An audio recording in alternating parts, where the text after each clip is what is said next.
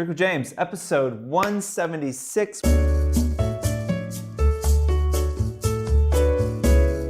We are going to try something new today. A whole new format, no questions. I am just going to go through a list of things that I think you can do today or probably tomorrow to make sure that you completely slay the next brand deal that you do. I think a lot of this information has been peppered throughout the last 175 episodes, but I just want to run through a list of what I think every influencer should be thinking about and doing if they're working on a brand partnership. So let's jump into that. Number one, build a relationship. The most important thing you can come out of this partnership with is a relationship with that brand. That is much more important than the one paycheck that you are going to get. It is a relationship with the brand. And so when the brand reaches out and they want to work with you, that is your chance to, one, obviously you want to close them, but more than that, you want to try and build a relationship with them. If you have an agent, don't just kick it to your agent and say, oh, thanks for reaching out. Here's my agent. They're going to get all the details. You need to build a relationship with the brand first and foremost. Number two, you want everyone to enter the partnership feeling good and feeling respected. If you over-optimize for your first paycheck, if you push a client really far to get more and more and more money out of them, you might leave feeling really good. You might feel like, oh, I just totally killed that negotiation. The brand is not going to feel so good. And the chances that you get the next brand deal are pretty low because they're going to feel like maybe you were unfair in your negotiations. I think there is this idea in the space that it's just like, go get all the money you can. If you're normally charging $200, charge $800, see if you can get it. That's not really a really long-term way to look at your industry and look at the way you price things. There is a market. The market is very real and it is pretty standard across all influencers. You need to understand what your market value is. Should you try and push for 5 or 10% above market value? Yeah, go fucking crazy. Should you try and push for 100% above market value? No. Because even if the brand pays it, they will one day figure out that you overcharge them quite a bit. And if you've ever been overcharged by anyone for anything and then you found out, do you feel good about that relationship? You don't. You're certainly not going to go back to them. So we said in point 1 that building a relationship is really important. Don't ruin the relationship by trying to get too much money out of the first deal. Think about the full lifetime of that brand account and your partnerships together. Number 3, communicating timelines. If the brand does not give you a timeline for concepting, when they're going to send you the product, when they expect to see the content for review, when you're going to be posting it, you need to deliver that. You need to give them what your timeline is. It's super important to lock on that timeline early so that there's no confusion. If they send you a timeline, make sure you communicate any concerns with that timeline right away to say, oh, just heads up, I got the timeline.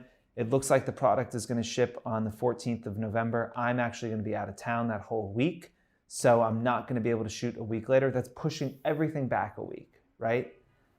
Communicate that early and it's not a problem. Communicate it on the 15th of November, it's a really big problem. So communicate those timelines as quickly as possible. Number 4, once you've locked in a deal with a brand, you should start posting about that brand organically. You should start getting your followers used to it. They should start seeing it. This is something we've talked about that Erica Fox from Retro Flame does really well. She starts incorporating products into her life in the weeks or month leading up to a post. She may not even tag that brand, but it gives her a chance, one, to be seen using the product, so it's seen as a really authentic collaboration, but 2, she can check it and say, hey, in stories can say, you guys have probably seen me using this over the last few months or few weeks. I've been testing it. Here are my findings, right? That feels a lot more authentic than someone who just holds up a product and says, I've been using this for the last month. I absolutely love it. And it's like, I've been watching every single step you take for the last month and I've never seen that fucking product. So you're lying to me. So I don't believe you. And I know you just got paid for this and you don't care about it at all. That is not what you want. So incorporate that product. Number 5, be responsive on email. If you are in contract, right? So contract is signed, the collaboration is happening. You absolutely, no exceptions need to reply same day. Okay, you have to. 24 hours is generally acceptable as far as like you're not working with someone. I think you have 24 hours to respond. That's totally fine. If someone is paying you and they've got a question, got to get back to them same day, within a few hours. You need to build systems for where that's possible. If you're listening to me and you say, that's impossible, James, I could never do that, then you need to have an assistant who is in your inbox and they know if any of these 5 brands who I'm currently in contract with email me, text me, and tell me what it is so that I can go and answer it. I understand you guys are really busy. I understand it's hard to stay on top of your email. You have to build systems to deal with it. Just saying I'm busy and I can't do that is not acceptable. Have to respond same day. Number 6, bad news needs to travel faster than good news. Okay? As humans, when something bad happens, we want to avoid it. We want to hide it. We want to pretend it's not happening. We want to certainly deflect the blame so it's not our fault. Oh, well, I never got that email, okay? How many times have all of us used that excuse? It's total bullshit, right? It's complete bullshit. Everyone has gotten every email. Emails don't just disappear, but it is human nature to try and say this thing that I screwed up is actually not my fault, it's someone else's. Absolutely paramount in client services and key to maintaining your brand relationships. You have to let bad news travel faster than good news. The second something goes wrong, communicate that. In your head, you might think, but wait, James, I know something's gone wrong, but I think I can fix it in the next 48 hours. Here's the problem with that thinking. Let's say you don't, right? Let's say you were supposed to get content to the brand at 6 p.m. on a Thursday, and your photographer dropped out for your Thursday morning shoot, but you've got something scheduled for Friday, so you just get it to them Friday afternoon. So you're not even going to mention it to them because they don't need to know, right? Well, what happens now is Thursday at 8 p.m. when that client is going through all their emails before they finally get to go out and leave the office and go out to dinner with their friends, they notice the content's not there. Now they email you and they say, hey, what's going on? Where's the content? And now you're punching from the back foot. You're saying, oh, I'm so sorry, I meant to email you today. My photographer canceled this morning and I'm actually not gonna be able to have it until tomorrow afternoon. Hope that's okay. That is so much weaker than the second you find out your photographer cancels. Hey, just a quick note to let you know, my photographer for today canceled. I was supposed to shoot today. I've reached out to 3 other people. I'm confident that I'm still gonna be able to get content to you by the end of the week, but I will update you when I have that confirmed. Client, oh, thank you so much. That's fantastic. 3 hours later, hey, just checking in again. Want to let you know, confirmed that I have found another photographer. Actually really excited. I've always wanted to shoot with this person. We're shooting tomorrow morning. Content will be in your inbox 5 p.m. at the latest. So sorry for any inconvenience. No inconvenience at all. Thank you so much. As a client now, I feel super taken care of. I feel like I trust you because you have now communicated that bad news right away. You communicated what you were going to do about it, and you've fixed it. You've kept me in the loop all along. So I have never had to ask you a question. And so much of client services is making sure they don't have to follow up with you. If you have a client that isn't following up with you, it's not because there's things they don't want to know. It's because they trust you to let them know the information that they need to know when they need to know it. You're taking care of them. And that's important, especially like with Fohr, we're working with 1,100 influencers this week, right? And so if half of those people we need to follow up with constantly because we can't get information out of them, it's a huge drain on our resources. And we're not going to work with you in the next time. So let that bad news travel faster than the good news. Number 7, go above and beyond.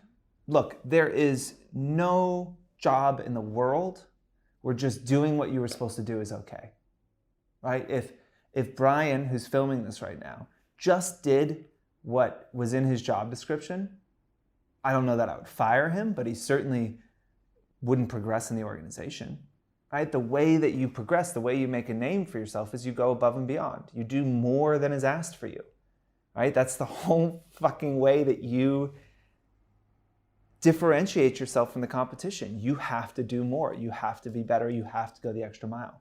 But in the influencer space, there's this idea that like, hey, if it's not in the contract, there's no way I'm doing it. That's insane. Like, imagine you're a boss, right? And you ask someone to do something. Pretty reasonable request, you're already paying them, and they're like, absolutely not, I'm not doing that. That's not my job description. I guess that's fair. I guess you could say that that's fair, but like, that is not how people get ahead. Look, and you might say, oh, what about getting exploited? I'm not. Influencers, you absolutely need to stand up for yourself. You need to make sure that you're making money. You need to make sure that brands are staying within their contracts and they're not asking you to do 3 times as much stuff as you got contracted for. That's not fair. If you got contracted for 2 posts and they say, oh, could you do 4 instead? I'd say, can you pay me? Absolutely. You get contracted for 2 posts, why not do 3? Does it cost you anything? Not really. Could you at least throw in stories? Absolutely. A blog post? Something? Yeah. Right? Like, you have to go above and beyond. You have to surprise and delight. They have to say, I want to work with that person again. This was amazing. And look, the simple like market economics, if I have, again, 50 influencers in a campaign, 25 of them give me bonus content, 25 don't, who do you think I'm going to work with next time? The people who said, well, that wasn't in my contract, I'm not doing that. No, I mean, unfortunately, that may not be fair, but that is reality. And there are thousands of new influencers every day coming into the space, right? And they all want the same pot of money, which is not that big. You have to do something. You have to go above and beyond. You have to over-deliver. Leads us to number 8, which is communicate that over-delivery. After the campaign is done, you've got to send an email about how great you are. You have to tell the story about why you were successful, why working with you made that brand geniuses, how your audience loved it. Send them, of course, the obvious things, the content, high res, because they're allowed to use it in their social channels, right? So send them the high res content, send them the engagement, the reach, the impressions, and then do the little things. Send them, hey, here were 3 comments that I got that I really loved. Hey, here's a couple DMs of people that said they bought something. Do something to tell the story of why working with you was so effective. That is your time to storytell. That email where you wrap up what you did, that's your sales pitch for the next campaign. And I would ask for it in that email. I'd say, hey, I loved this. This was amazing. And I really hope that we get to work together again. Let me know. You have to have a way to hook them. What's the next thing? Are you going to take them to dinner? I'd love to have a drink with you. Are you in the same city? Love to have a drink with you, coffee, lunch, show my appreciation, take you out. If not, are you going to be in their city at some point? Do you want to get on a call in a month? You have to think about how, because remember, number 1, we said, what's most important? A relationship. How are you going to keep that relationship going? Right? Because if you email them your content and then in a year you go, I never heard from them again. And then you look on Instagram, oh, they've been doing campaigns. They haven't worked with me. It's probably because you haven't kept the relationship up. Or you didn't over-deliver. That could be the other. That brings into number 9, maintaining a relationship with the brand. You have to think about how you're doing that. In the months after the campaign, what are you doing to stay in touch with them? Again, you can't go out to drinks with everyone, right? You can't go out to dinner with everyone. You can set reminders to reach back out. Go through your client's Instagram. 1, just follow your clients on Instagram. I gave this tip once where I said to follow every client you ever work with on Instagram, and if you don't want to see their stuff, mute them, and once a week, go through the accounts that you have muted and do some engaging. Comment, like, look at their DMs, things like that. It's an easy way to keep work and personal separate, and make sure you go in there. But that's the easiest way to keep a relationship with a client is follow them on Instagram and start engaging, right? I see a lot of influencers do this. I'm shocked how few I see do it though. But the smart ones are all on there. They're all following their clients, commenting, staying in touch with them. Following them on Instagram also gives you opportunities to get into their life, right? To let them know you're thinking about them. You need to make those relationships feel authentic and deep, and that you actually care about a person, right? And the way to show someone you care about them is not the only time you reach out to them to be, hi, do you have any collaborations? I'd love to work together again. Fuck you. You only reach out to me when you want money. I don't want to talk to you. But you see on my Instagram that, that I'm going on a trip in a couple weeks, and you send me a bunch of like tanning product that a brand just sent you that you're not using, or you send me a bottle of champagne when I get engaged or something. That stuff makes me think that you actually care. That's not you asking for something. And it doesn't have to be money. It doesn't have to be sending them something. It can be, hey, the trip you took this weekend upstate looked beautiful. Like, it looked so fun. What was the name of that town? I need to go next time I'm in New York. You have to work on these relationships. We had a For You the other day, and we mentioned, and I think we mentioned it last week on the show, people hire you, not companies, people. And you got to make them know that you care about them, that you actually care about these relationships. And there is ways to do that. Number 10, most importantly, across the board, be good. Like, be good at your job, right? Like, end of the day, there are all these tricks, and it's true, relationships are important, and staying in touch with people are important, and follow-ups are important, and running your business really effectively helps so much with clients coming back to you. But at the end of the day, the most powerful thing is results, right? If you really are better at this than most people, and this is like brand partnership sponsored posts. That's a different thing than being popular on Instagram. Okay? Don't confuse building a following with the ability to be an influencer. Those are two different things. And you'd be surprised how shallow that Venn diagram is of people I think who are truly great at the job of being an influencer and who are able to build a following. And so focus on that. Focus on, how am I going to bring value to this brand? If they paid me $5,000, how am I going to be worth more than that? That's a lot of money. That's a lot of money for any brand. Doesn't matter how big they are. $5,000 is real money. $1,000 is real money. $500 is real money. You have to provide the value, and you have to get out of the mindset of entitlement, that I'm owed this because I have a following. I'm just owed this. And you have to think about, you have to bring a service mentality to it and say that I am going to provide so much more than $500 of value to this brand that they will never not hire me again. That's the clearest path. That's the clearest path to success for you. Is just be really, really good. Who was it that said, be so good they can't ignore you? Some actor. And it's true in this, There are influencers that I talk about on this show who are so good at this that we will hire them every single chance that we get because they make us look good. There are people that I don't talk about on this show that our execution team works with over and over and over again.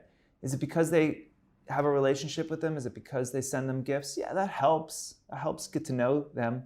But they keep going back because they are so good at this, because they make them look so good to their clients, to our clients, that we go back over and over again. It's not worth taking a chance on the new person when you know this person is exceptional. And that's it, You focus on that, you can change your life, but those 10 tips are a good place to start for your next collaboration. If you want more single topic recap episodes, let me know. Drop a comment in underneath this video, let us know, and we'll cook some more up for you guys.